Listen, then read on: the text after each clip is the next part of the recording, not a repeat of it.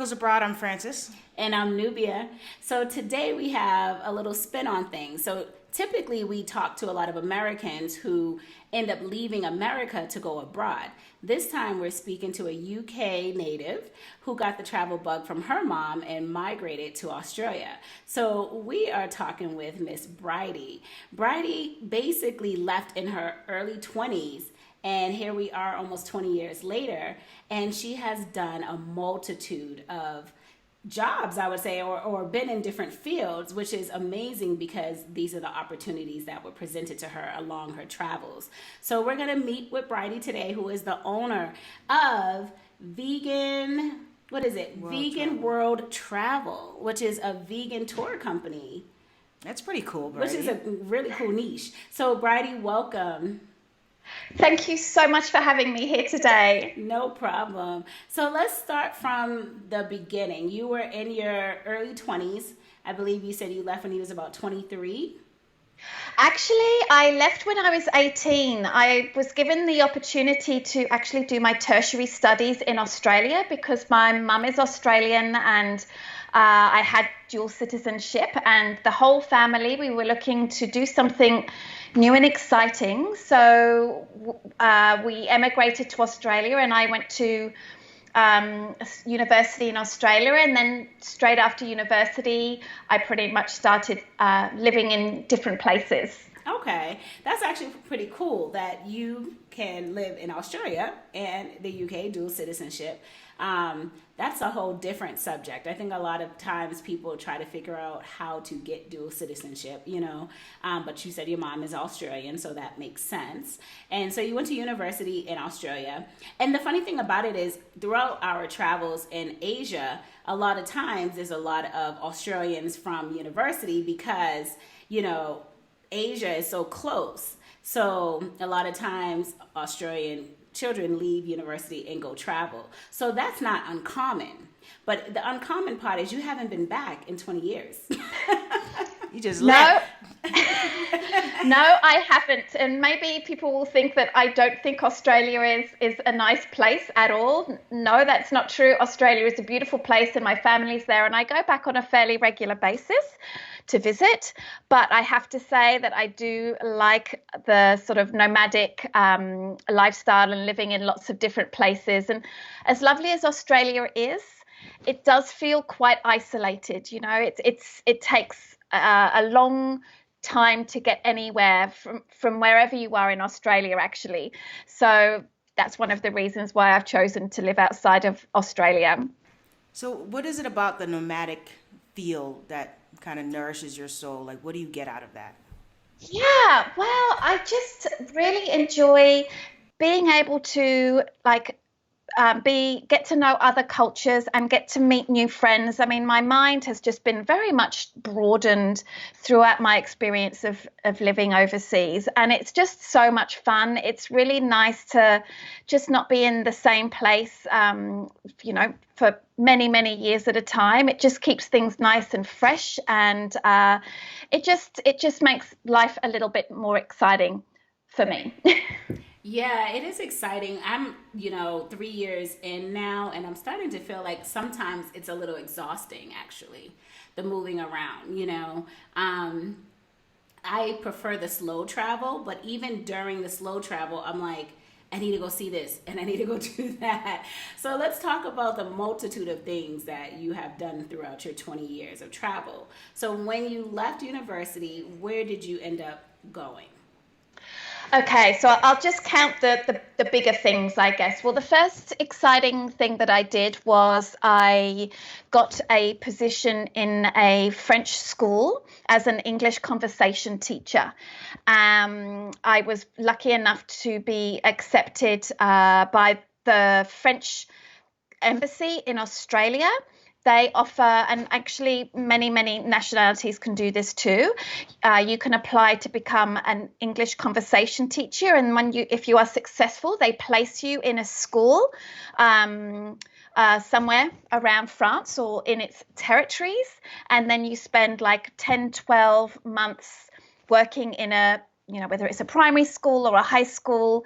And I actually was by then a a qualified teacher, but actually you didn't need to be a qualified teacher to do this job. But that was really exciting for me because I was a qualified French teacher, but I hadn't had the opportunity to practice much of my French. So this was really a great opportunity for me to immerse myself in France and French. And then after that, Can I grab you before you move on from that? Because you said that a lot of other nationalities can do this, where apply with the embassy. Now, do you think that it was a little bit easier because you grew up in the UK, so you already were able to live in Europe? Because one of the issues that Americans have is that we only get 90 days, right? So you definitely have to be sponsored and all of that stuff in order to stay in Europe. So do you think that could create a problem for, the nationalities that aren't from Europe? I'm just curious. That's a really good question. I would be hesitant to answer that comprehensively, because it's been 20 years. Who knows? The rules have been changed since then, perhaps. But I do happen to know that there were many assistants. Like most schools and colleges and primary schools had someone like me on there as the conversation teacher. And one of my friends there, she was the same age as me, and she was actually American from Chicago. So, and I was applying as an Australian. I wasn't applying as a British citizen. So, of course, it certainly didn't have to be from the EU in order to apply to do this job at that time. I don't know whether things have changed. Maybe I could do a little bit of research for you and find out if this program is still going, and maybe you can put it in the show notes or something. But yeah, that was really great. Because I'm sure people, are looking for those kind of opportunities, that would allow them to stay in a country longer. And conversational English is actually pretty cool. It's better than the standardized teaching. Yeah, it was a fantastic experience. I learned so much French. I got all of the school holidays off. I got to travel extensively. I had made lots and lots of French friends, and the workload was not a lot. It was maybe, if I'm remembering correctly, something like 14 hours a week teaching time. And my accommodation was provided, and I got, enough money to live for a month. Certainly not a lot of money, but it was still definitely worth my while. So that was my first experience. And then after that, I moved back to Australia for a little while, and I got itchy feet quite quickly. And I was actually working in a boarding school in Sydney, looking after students there. And a colleague of mine, she said to me, well, have you ever considered tour leading? Because there's a job advertised in the paper. This was when jobs were still advertised in the paper. This is like going back to 2002. Okay, now you're dating yourself. All of us, because we remember that. Yeah. And she suggested that I should maybe try and apply for this job as a tour leader for this company called Intrepid, and Intrepid does small group adventures. And I remember thinking at the time, like, seriously, I don't think that I would be that good at that. I don't know why you would think that. And she reminded me that because I was like the ambassador of fun at the boarding school, like taking the students out on excursions and all of that kind of thing at the weekend. She suggested that I go for it. So I did. And I was lucky enough to get that position. And I spent 18 months leading tours in Southeast Asia. Then Intrepid opened up tours in France. They wanted to really diversify their offerings because at the time there was swine flu and SARS and all of those kinds of things. So they wanted to open up their operations in more countries so that it would be less impactful if there was a big problem in a certain region. So I did a season in France, and then Intrepid then opened up Africa and Morocco specifically. And because I was a French speaker, I ended up in Morocco, and that actually was where I met my partner, Seb. Nice. Been together since then. And by that time, I'd been on the road, living out of a suitcase for more than 5 years, and I was ready to do something a little bit different and do a little bit more slow travel, So let's like go back you to were saying. your friend who pointed out to you your own skills. You know, we get a lot of times people ask us, "Well, what can I do abroad? How can I make money?" And sometimes you don't even realize what your skill base is until somebody either points it out to you or you go, "Oh wow, I have been doing that," you know?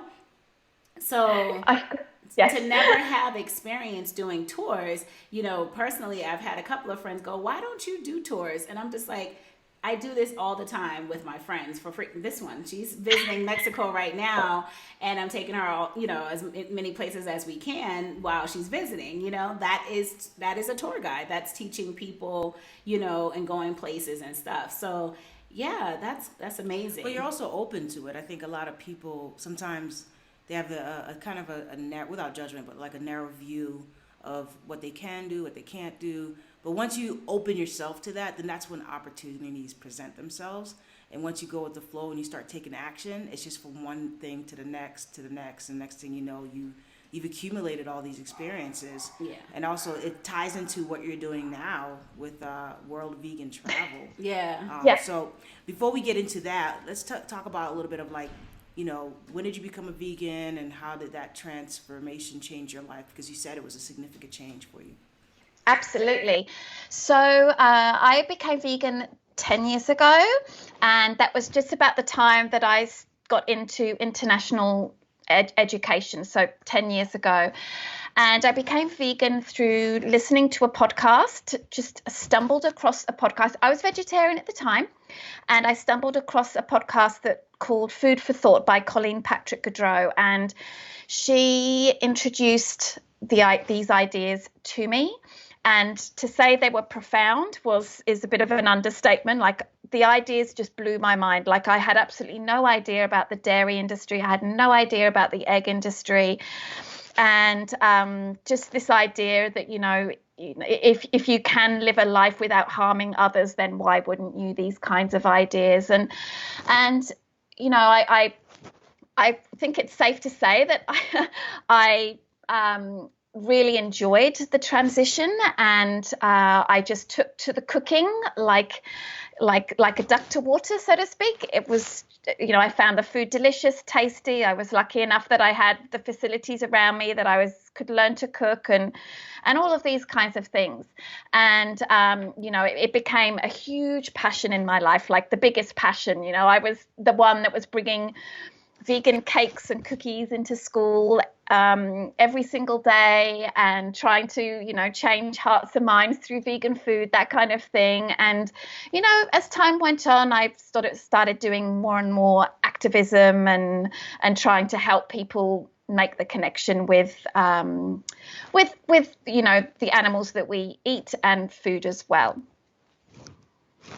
Yeah. Yeah, you know, we typically have people who are vegan and travelers, and one of the questions is, you know, how does that impact you as a vegan traveling to certain countries that, you know, are heavy carnivores? And, you know, being in Mexico, it's not a place that has a ton of vegetables. They have a ton of fruits, but not a ton of vegetables. And they're heavy meat and corn eaters. So how do you work around those kind of challenges when you're traveling to countries that veganism is not really a thing? Sure. Well, I mean, when I go traveling, of course, I want to taste, you know, vegan versions of, you know, the local food. That's always a really fun thing to do. And I generally can do that most of the time.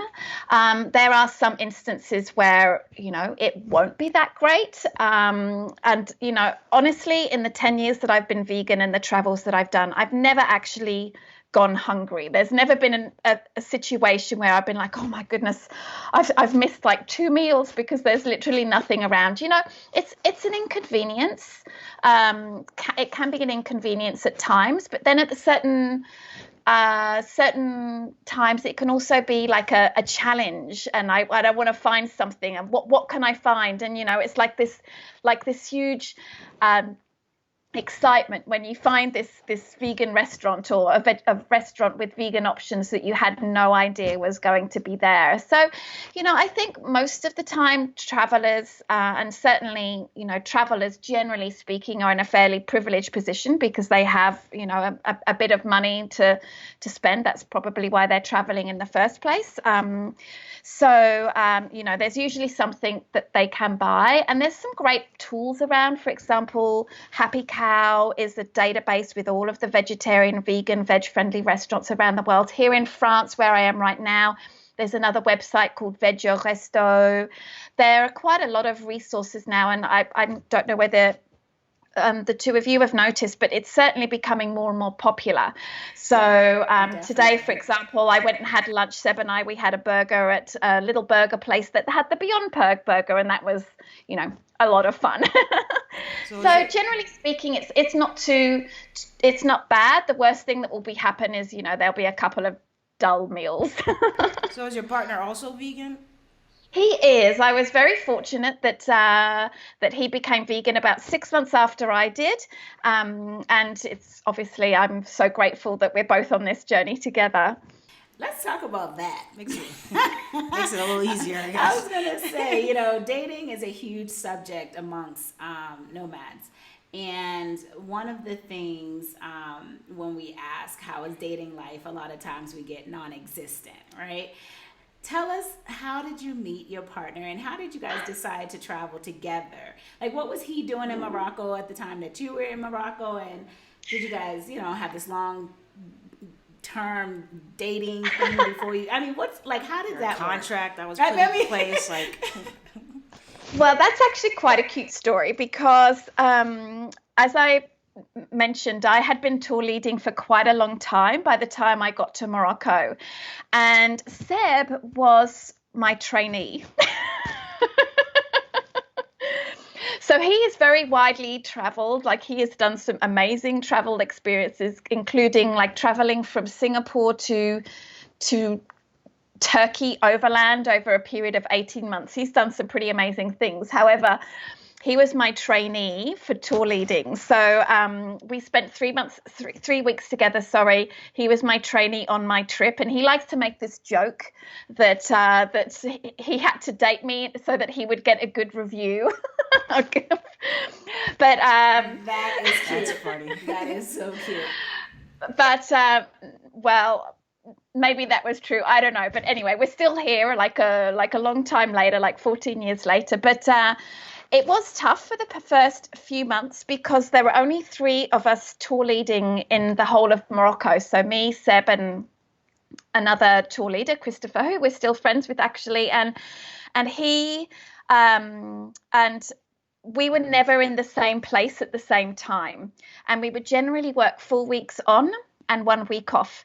So whenever he was working and I had a week off, I would try to travel somehow to get to a place where he would have a bit of free time. As you can imagine, with tour leading, it's pretty much from the moment you wake up until the moment you go to sleep kind of job. That's one of the reasons why it's super intense and why I was so tired after 5 years.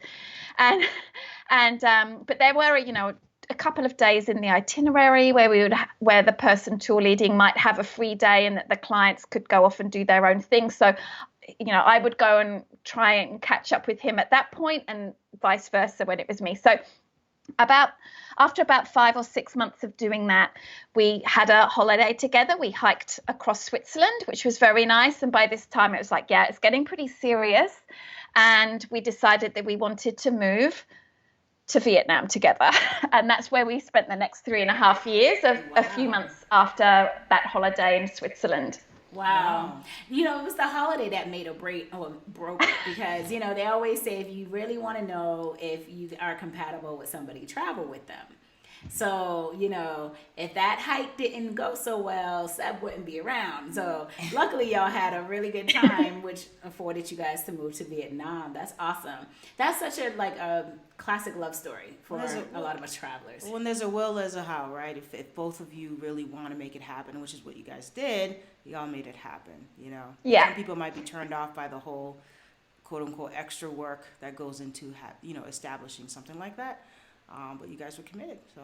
Well, relationships are work, right? But they shouldn't be hard work. No, it should just no. be, compromise. And I think that's where a lot of people go wrong. It's like if it doesn't look this way, then it's not going to work. And I think that's one of the hardest parts about being a traveler, because even she and I talked about, how it's been since we've been traveling. And I'm like, before I started traveling, I had no problem dating. Once I started traveling, dating has become slightly non-existent, only because we're not in a place long enough, number one. And I'm not talking about city to city. I'm talking about continent hopping or, different countries. So it becomes a larger gap for a lot of people. And it's an adjustment, but, make do. I make do because this is what I chose to do. I don't know about the other person, but yeah, you know what I mean? So, okay, so you guys decided to move to Asia together. And at that time, I would assume that you left Intrepid, both of you? That's right. We continued for a few months just doing the odd trip because it was a huge adjustment, if I'm entirely honest, going from a place where I was pretty much living alone and I was tour leading and doing, living my life a certain way to living with a person, not necessarily knowing what I was going to do for a job and in a new country. So that was definitely a challenge, but I sort of stumbled into international school teaching after that, and that was very helpful. Oh, so you didn't go straight into world vegan travel? No. Travel. No, that was what's going on with me today? I don't know. Okay. All right. So you went back to teaching. So it's always, a great thing to fall back on teaching. And what about Seb? Does he also teach on the side? No. I realize as I'm saying all of this, like, we've done a lot of things. But you tend to, if you want to stay abroad, literally, you find things to do. Like, literally, you're like, okay. That's right. Well, he moved to Vietnam, and he has a bit of a background in film and TV production. So it took a little bit of time for him to find his feet, but now he has, as well as Well Vegan Travel, he also has a production services company. So he's able to work remotely with that, which is great. Like, we can still do a lot of traveling, and he can just, deal with the business remotely, which is fantastic. So, for example, if there is a TV show that wants to come to Thailand or Vietnam or some other places in the region, people would employ the services of Seb and his team to find stories, to do logistics, to create itineraries, all of these things, which of course are fantastic skills to have if you're going to have a tour company. No, that's great. No, yes, that's awesome. You know what I mean? Because there's so much opportunity anywhere you go, and for instance, in Mexico, we always see Netflix. Netflix is out here all the time doing just different filming, getting different shots. The other day I was in the I forgot where I was walking around somewhere, and there was a guy on this stunt motorcycle with the camera kind of, and I'm just like, where is he going to ride that motorcycle with all these people? But it's kind of like just watching it and watching how production puts together, and there's so many different people that help put one little scene together. It's actually quite fascinating. It's hard work. Yeah, and there's a lot of opportunities from what I can tell, for people traveling. I don't know any specific sites, but I know, like, if you are like makeup artists, if you can be an extra, or if you have some acting skills, signing yourself up with some of these, sort of talent agencies and stuff, you could possibly pick up a little bit of work for that too. Like Seb, when we were living in Vietnam, he ended up doing some work on The Amazing Race when it came to Vietnam, and this was before his production company. This was other stuff, but yeah, he worked on The Amazing Race because he had skills as a cameraman. Yeah, we had Spike Lee came to Thailand, and he cast it for a movie that he did in Vietnam and in Thailand, part in both places. And we cast it for it, and we both got extra work for it. Francis ended up leaving back to the States before, production started. But yeah, so definitely, like I said, who knew that, Spike Lee would just show up in Thailand like, I need people for this movie, So it does happen. It really does happen. Especially in countries like, homogenous countries who are looking for different kinds of look, so those opportunities do exist if you don't look like you're from Vietnam. You know what I mean? Yeah. So if you're into that, it's a great way to kind of like break into the international space. Yeah, it's less competitive than being in a place like California or Hollywood trying to be amongst the rest. Like, you are, the big fish in a small pond when you are abroad, pretty much, and you are that person that they're looking for. So how did you guys get into the idea of creating your own tour company, and then on top of that, a vegan tour company? Yes. So, as I mentioned earlier, I became inspired to go vegan, and Seb also, through this podcast, Food for Thought, and the person that hosts this podcast is called Colleen Patrick Gaudreau.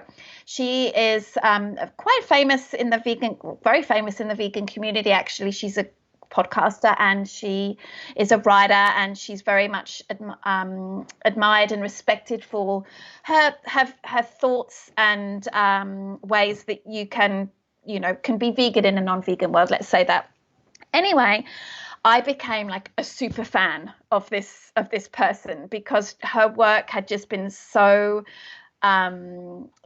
amazing for me, and just had really just totally changed the way that I saw the world.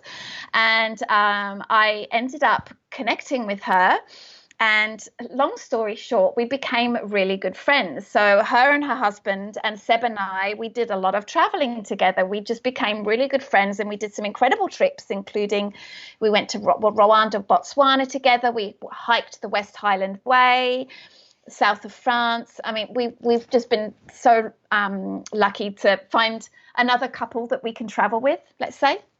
And it was actually Seb's idea. Because of course he has this background in logistics and all of this stuff. He said, well, why don't we see if we can put together a trip for your followers to Thailand? And we talked about it a lot. And finally, she very graciously agreed that we should give that a try, and we actually sold out the trip. So we actually had, I think it was 22 or 23 people come on that trip. So we're trying to sort of create, because there are a few vegan group tour companies out there doing amazing things, but there's none that's sort of for more sort of luxury vegan travel, staying at much nicer hotels and very, very good customer service and incredible experiences. Let's say that. That trip sold out, and we were like, wow, this is pretty good. And then we had another trip to Vietnam about 6 months after that, because obviously Seb and I have quite a lot of experience with Vietnam. And that one went ahead, which was fantastic. And I because I was still teaching full-time at an international school at this point, and I started sort of planting these ideas with Seb and say, maybe this could happen. Maybe we could be doing this sort of full time. So after a lot of crunching of numbers and figuring out whether this would be doable, we finally decided to take the plunge. So that actually was only about 6 months ago that I quit full-time teaching, and now I'm working on this full-time.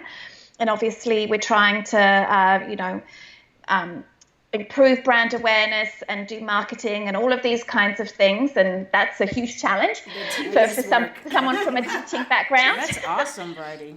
This is a true testament of your side hustle becoming your main hustle. So that was great. I mean, for your first ever trip to sell out at 22 people is amazing phenomenal by itself. Yeah. Well, I think it's more testament to Colleen and how much, because no one really knew us, but they trusted her. So, of course, we're so grateful that she was prepared to put her name on this trip. And luckily, the people that went on that trip really, really liked our standard of style of travel, I should say. And we've had lots and lots of repeat customers. In fact, we've got people that are booking their third or fourth trip with us, which is really cool. And we've done some really fun things. Like this year, we had 2 Rwanda trips back to back, which is such an incredible destination. It was so amazing. And just next week, actually, we have our second Paris and Alsace France trip, also with Colleen Patrick Gaudreau as well. And in September, we did a trip in France with another influencer, and we look at sort of trying to work with other vegan influencers and authors and podcasters, so that, because right now we're still quite not so well known, so it's really great to be collaborating with other people to increase brand awareness and know that we exist. Yeah, I mean, collaboration is key. You know what I'm saying? Especially when, you know, somebody else can come in and fill in the gap of what you don't have, and taking that leap of faith and coming together really exposes people to different experiences and opportunities. So we're all about collaboration and working together with other people so that we can, reach as far as we can to support other people. And it's such a unique niche that you're doing with the vegan, but the luxury vegan travel sphere. So that's pretty cool. Yeah, and you know, the great thing about your relationship with Christine is that you guys, you were able to change your life, or Christine was able to inspire you to make changes in your life. And then you created, you know, a good bond with her, right? A friendship, which then in turn to a business relationship. And it's another testament of how things move organically, you know? And to have her co-sign that trip, like you said, propelled your business. And people sometimes forget that it doesn't cost sometimes money to just support someone else. Like you've supported Christine a couple of times during your interview, which, you know, plug. I'm just like, you know, we'll make sure that podcast gets in the notes, the show notes. But it just goes to show you that didn't cost you anything. That didn't take time from you. That's support, because it's something that you truly believe in. So thank you for sharing that. We believe the world is abundant and full. So it's like the more you give, the more you receive. Mm-hmm. I agree. For sure. That's been my experience anyway. So how has it been? 6 months, no more teaching. I mean, you know, I'm a teacher online, and believe me, I'm like, this got to stop sooner than later. Like, you know, it works while it works, but honey, I need something else going on. Yes. Well, I mean, I have to say I do miss some aspects of it. I had such incredible colleagues, and you know, maybe another time we can talk more about international school teaching, or I can write a blog post or something. But my colleagues at my last school were just so incredible, and I miss seeing them every single day. But I have to say I do not miss 2 things that I don't miss. One, I don't miss bells. I don't miss like I can be in the middle of something really important and I just have to drop everything and just go because a bell's just gone. Yep. And I really enjoy being able to work on one thing at a time and not just having my attention just being pulled 100 different ways. My attention is pulled 100 different ways when I'm tour leading on tours, obviously, but that's just for a few days, not every day. Well, I don't have that background. I teach online, so right. It's literally like in my space where I'm at. Frances can attest to what you're saying, because she worked in a physical school in Thailand, and it was funny to see her head off to school and come back dragging her feet like, oh my God, today was long. You know what I mean? And I'm still sitting in my robe like, oh, I got to teach in 5 minutes. It's such a different contrast, you know, being in the classroom. So yeah, I mean, it was a good experience though. I still had fun, and I didn't really, like you said, I didn't teach a lot. You know what I mean? Like I was there, but I didn't teach a lot. So it's very relaxed, laid back kind of environment. So I complain, but not really, you know. We always complain about something that it's not necessarily a passion, but it's something that, it gives you purpose, you know?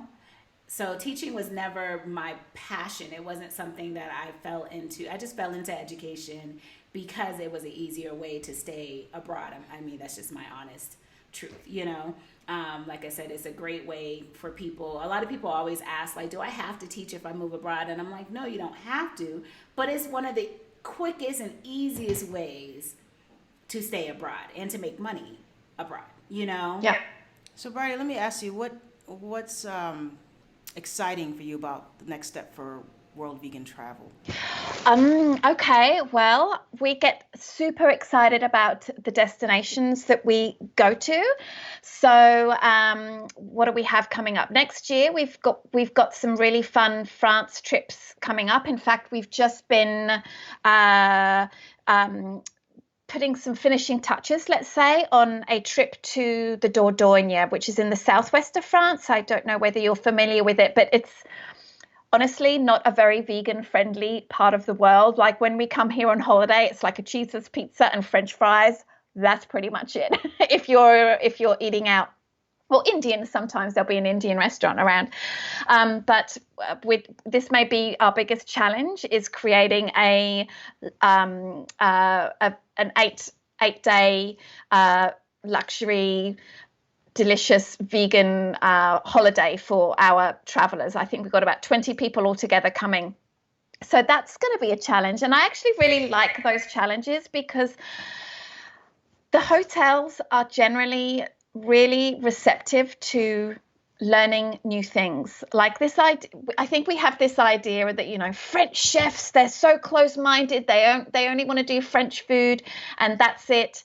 But that's not been our experience butter at all. And more butter, like Julia's Chow said, butter makes everything better. It does. That's like well, we think that of French is food, so right? good. That's exactly what runs in my head when I think French. Butter. Exactly. You would be right. And in the Dordogne, it's goose fat. That's what they use. Okay. So, but I have to say, we had a meeting with our chef at the hotel that we are taking over in the summer, and he is he's only young, I would say, in his mid to late 20s or something, and he is just, by his attitude, I can tell he's really excited about this challenge. So, of course, that is really exciting. I really feel it's like a form of activism in a way, because, when you go into a hotel and you say, I'm vegan, and, they're not really going to be that motivated to put a lot of effort in. But when you are taking over a whole hotel for 6 nights, then that's worth them investing that. Oh, yeah. You lit the fire under his butt. Exactly. And it was quite sweet. Like whenever we reach out to the hotels and we're like, we're thinking we might stay in your hotel and this is what we want. They're like, let me check with the chef. So yes, the chefs are seriously open-minded, and it's great because often the hotels will keep vegan options on the menu after we've finished afterwards. So, that's always a nice feeling as well. Yeah, so the France trips are going to be fantastic. We're sort of thinking about a South Africa trip to the garden route of South Africa, which would be really, really fun. And we've got 2 trips. One's fully sold out, but we've got another trip also, Botswana and Cape Town, that's happening December next year. So we've got a few trips happening next year that we're pretty excited about. They sound amazing. And like you said, it's mutually fun. Beneficial for you and the hotel. And it's cool to look back and say, hey, we inspired that dish. You know what I'm saying? Yes. What are some challenges of kind of like putting this kind of trip together? Challenges. Well, I think what's really good with Seb and I as a team is that we have our own different skills, and luckily they complement each other fairly well. So, for example, Seb is an absolute ninja at itineraries and spreadsheets and budgeting and figuring all of those things out, because that logistics would really blow my mind. Like, how do you figure out how much to charge people when you've got all of these different factors. Yeah. And, how many people do you need to get on the trip to make it, worth everyone's while to do it? Those kinds of things I would never be able to work out. And I can be a bit of a sounding board for some of the itinerary things. And Seb is a passionate vegan, but I definitely have got my fingers on the pulse of more vegan things that are going on, and sort of know what to look out for, I guess I'd say. And of course, my passion of vegan food, like I said, when I became vegan, I just was crazy about cooking. So I have quite a lot of knowledge of cooking and vegan cooking, and where chefs can buy alternatives to, cream and that goose fat and all of these kinds of things. So between us, we have pretty much got everything covered, although it's, obviously it's extremely time consuming to put it all together. But it's not too hard to take time. Yeah, you have the creative and you have the logistics. I mean, yes. You have to have, both in order to make something work. Logistics is what is the manpower behind the scenes, what the guests don't see, what the guests don't know, all the work that goes behind it. And the creative, like you said, your friend put the nail on the head. You're the fun one. So you're the one that comes up with all the creative fun things to do as a vegan. And, as you're talking, I'm going, I'm surprised you didn't mention India, because 80% of Indians don't eat meat. They're vegetarian, at least, not vegan, because a lot of dishes do have yogurt in it. But have you thought about doing a vegan India trip? Because that might be a very different. That'd be kind of cool. And we ate our way through south of India. Yes, the food is amazing in India. But I have to say that's fairly down on our list, not because we have an issue with India at all. Like Seb especially has lived in India for like 3 or 4 months, or traveled around India for 3 or 4 months. But I guess there are destinations that are more interesting to us. So we're particularly interested in we're kind of over here cracking up because we had a rough time in India. We had a rough time in India. The food was good, but we had a rough time in India. Yeah, so we're kind of cracking up a little bit. Okay. So we both really enjoyed our time in India, but I think there's other places that we're interested in. That's one of the requirements that we have. We want to do trips that are actually fun for us to plan, fun for us to go scout, fun for us to immerse ourselves in all things to do with that, for the whole of the research and all of those things. So that's kind of why India's not super up there on the list, but we're interested in Japan, we're interested in Italy and Sicily. We really think France is an interesting destination, because I think it can have its challenges. Like France isn't a really vegan friendly place outside of Paris and outside of the big cities. So yeah, Spain, that's another one we've talked about as well. Oh, so many. Yeah, and I want to highlight 2 things. So first, I lived in Japan for 9 months, and at the time I was a vegetarian vegan, and it was so difficult, let me tell you, because they make everything with a pork broth, or I had a hard time trying to find, even using Happy Cow and everything else. So that would be a nice challenge, but the food was very exquisite. So that'd be a good challenge for you. And the second thing I want to highlight was the fact that you said you only plan trips that are fun for you. I think we forget, even in just like working life and everything else, doing things that are fun for us, and then leading with fun and joy. And that's one of my values. It's like, if I'm not having fun, I don't want to do it. You know what I'm saying? And so I want people to really take that message with them, because if you're not having fun with whatever you're doing, then it's time to really take a second look at that. Exactly. I agree. Exactly. Yeah, no, that's a good point. Because I think a lot of us fall into that trap of, we have to do because we need or whatever. Yeah. But it doesn't mean that you can't find something that you're passionate or that you enjoy doing to make money doing it. Exactly. I agree. You are a testament of that. Oh my gosh. So you have all these wonderful upcoming vegan trips coming along. So World Vegan Travel is the name of the tour company. It is a luxury vegan I like the fact luxury vegan. Lux. Get your Lux on. V-Lux. It's a V-Lux vacation.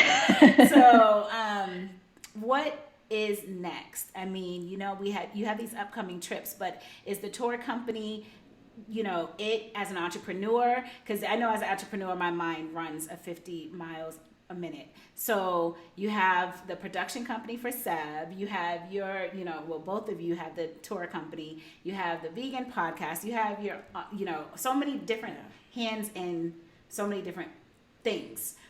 Where do you see yourself in 5 years? Oh,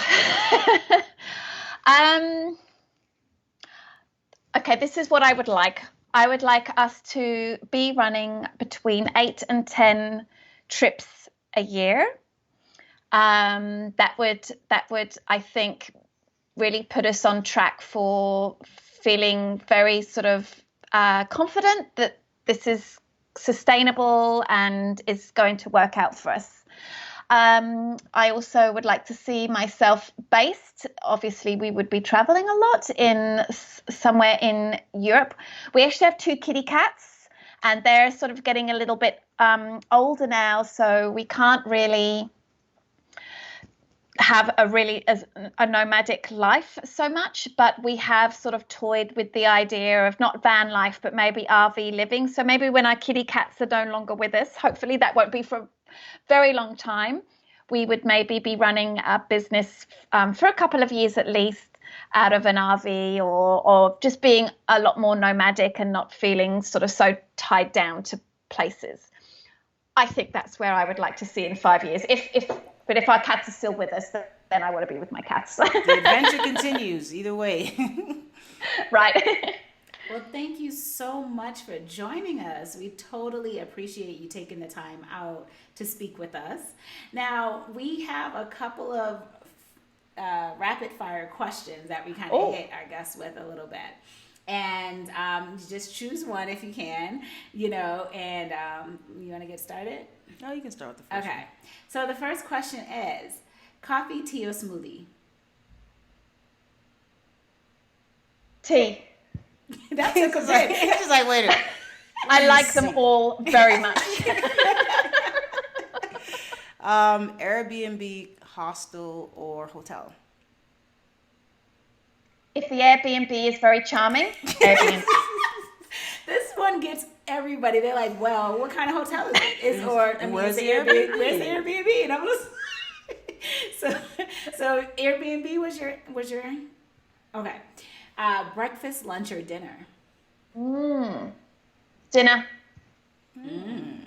A lot of people go for breakfast. Okay. We've had someone say all three, so.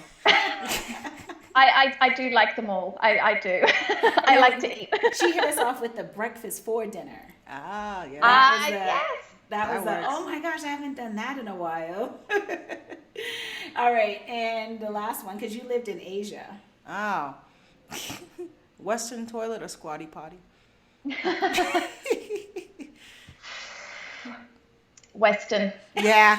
That always seems to be the answer with everyone. However, squatty toilets are better for your health. Oh yeah, I think they're great. Yeah, but if there was a choice between a very clean squatty potty and a very clean Western toilet, it would be Western toilet. I don't think I've ever really seen a really clean squatty potty. I have. Really weird. In Japan, maybe. I'm trying to remember, but I it's been clean enough that I was able to use it. No, not clean enough. I'm talking about very, like, you know what I mean? Like, that's a big difference, clean enough and that's when you make clean. a compromise. Exactly. I was going to say, most of the squatty potties I've seen are just like, okay. I remember went camping in Japan on the beach, and they had, they had showers that you can pay, and then literally I had to put like a yen coin in there and be like, and do it really fast kind of thing. Pour the water stuff. Exactly. And they had the squatty potty, and I had to use it, and I was just like, and there's tons of people there, so it was a challenge, but I did it. I pulled through. Yeah. We used a lot of them in Thailand, especially when you're traveling through Thailand. But speaking of Thailand, wait, before you ask that. So speaking of Thailand, did you know that there is a hotel in Thailand that opened up last year, actually, before we left, that's vegan. There are a few. Where is the one that you are talking about? Is it in Chiang Mai? Yes, ma'am. beautiful So hotel. there's Really actually beautiful. 2 in Chiang Mai. One of them is like the one that's very white. I think it's called that's the one Away. we're talking went about. to, yeah. Yep, Yes, that's the one we went to. that's So vegetarian. And then there's a vegan one called Green Tiger. Oh, Yeah. Green which Tiger is- is awesome. Delicious. The food The is food so there? good. Those mushroom burgers are the bomb. Everything. It's so good. She might be, Brighde might be one of my foodie friends because that's how we feel about food. Yes, that's exactly how we feel about food. Yes. Green Tiger is awesome. Delicious. Yeah. Yeah. So that was a plug right there. If you're ever in Chiang Mai, check out Green Tiger. Their mushroom burger is like, And their curry is delicious too. yeah. Then they have a pesto rice too, which is really good. I mean, they have Everything's good. And the Yeah, hotel's it really beautiful. Well, no, not Green Tiger's hotel. Green Tiger's hotel is more like for budget travelers. For the most part, it's the other one, the vegetarian Okay. hotel. That's It's still nice brand in there new. though. But yeah. Yeah. So Brighde, before we let you go, I just want to ask, what is one piece of advice you'd have for someone who, a lot of our audience members, they're looking to, find ways to actually do this, but they're kind of scared or hesitant, and you've opened yourself up, and the universe has blessed you in so many ways. So what would you say to that person that's a little bit nervous about all of this? Oh goodness. I would maybe say prepare for the worst case scenario. Like, what is the worst thing that could happen if you do this? Like, obviously really, really terrible things could happen. You could get run over by a bus, but if, as long as if you figure out what your worst case likely scenario is and just plan for that, and then you've always got that to look to save you, I guess, in case that bad thing does happen. So that would be my main suggestion, and always make sure that you have good travel insurance, especially for medical, because if you have that, then you are really you're not going to go broke because of a car accident or something like that. You've got all of these. It mitigates a lot of the risk. Definitely agree, and I want to just follow up with what you said. Think about the worst case scenario. So Tim Ferriss, he's an angel investor. I don't know if you're familiar with him, but anyway, he has a TED Talk that's called Fear Setting, and I actually wrote about this recently. And it's like, let's fear set. Let's define all of our fears. What is the prevention, and how can we repair that? So let's list the worst case scenario, and let's logically go through it. So let's say, your worst case scenario is that your plane is delayed in a foreign country and you're nervous about it. So let's define that. How do you bring a book, relax, you know what I mean? Or, have somebody that you can call. How do you repair that specific fear so that you can move past it? So fear setting is a real thing, and I suggest people to do it. I honestly think that the worst case scenario is not doing it. Anything else, I mean, you can't control everything in life, okay? Yeah. So, I think regardless of fear setting or trying to think about the worst case scenario is not doing it. Yeah. What's the consequences? That's the worst case scenario out there, is just not doing it. Yeah. What's the consequences of inaction? So, well, thank you again. This was great, and we look forward to having you on again because I'd you love have so to. many different pieces to the puzzle. Yeah. Like, you are a breath of knowledge and a breath of fresh air too. You're really fun. So, thank you so much. Yeah, we wish you all the success with World Vegan Travel. Thank you so much. It was lovely to be on your podcast. Thank you so much for having me. All right. That was a wrap. awesome, How did right? it go? How did you like it? Really good. I've been on a few podcasts now. That was the most fun. Oh, well, that's cool. We got to live up to that expectation. Because I know, because now. Nubia can be kind of boring. Thank you so much. That was really fun. And I would be happy to come on and talk about nothing to do with World Vegan Travel, but sustainable zero waste stuff. I'd be happy to come on again. That was so much fun. And you definitely, if you write about any of this stuff, blogs would be great as well. We have this one thing that we call Global Grind. Do you want to give her a little background on Global Grind? Yeah, Global Grind, it's a segment of our show where we bring on industry experts to inspire people to do international work or international travel and work. So for example, one of the first remote. Yeah, or remote. So one of the first folks that we had on there, and it's pretty much their show and they can decide what content they want to share, and it's pretty much educating people about how to go about doing what they've done. So for example, our first host was a guy who stumbled into and found a way and networked his way into a tech company in Vietnam, and that's what he does in Vietnam. And then we had somebody who worked in an NGO, and so it's like, okay, how do you get there? What are the steps? And then at the end of the clip, we'd have like something called Start Grinding, which is essentially, okay, here's your homework. This is a kind of lifestyle. Call to action. Yeah, call to action. Here's your homework if this is what you want to do. So for example, let's say your angle was a tour leader. There are some people who are interested in there. I think the international teaching is that too. That would be I'm the just best using that as one. an I'm just example. saying. Yeah. I'm just saying for you particularly. I'm thinking the international teacher would be the best, right? Because you have a lot of years kind of in that, and you can give some tips and teaching people on how to get into the field, what the field, consists of, the pros, the cons, how to set up your resume, those kind of things. Yeah, so it's only 4 episodes, max usually 30 minutes. You just plan out the content and you just run with it, really. Yeah, each episode would be a topic. Yeah. Right? Okay. So the first episode could be how to find, intro to international teaching. Intro to international teaching, something like that. Who can actually be an international teacher? Because I don't have the qualifications to be an international teacher. But you don't know that, right? Well, no, you need a teacher's license for some of she these said schools. she didn't have a teacher's license. You see what I'm saying? So, what I'm saying is you I can did. do. I did. I think you were a qualified French teacher, right? Yeah. Okay, you did. Yeah, okay. Yeah. So even talking about that. Yeah, stuff like that. So that's a segment that we have that we do just to encourage people to get out there. So would I just write a little script or something? Well, yeah, you know how with all podcasts we have somewhat of a script, right? So so we would email you kind of an outline of how it's works. done, and you would just put in your pieces in that outline. You know what I mean? Okay. Yeah, easy. Like I said, it's more or less like your show. We can run it multiple ways. So typically it would be almost like an interview style, but you would be the interviewer and we're kind of the interviewees in the sense of like, oh, that's kind of cool. Beginner's mindset kind of thing, like would ask you questions that maybe our audience would want to know, coming from like a blank slate kind of mind. But like you said, if that's something that you're interested in, we can send you the outline of how it works, send you an episode so you can listen to see how it flows.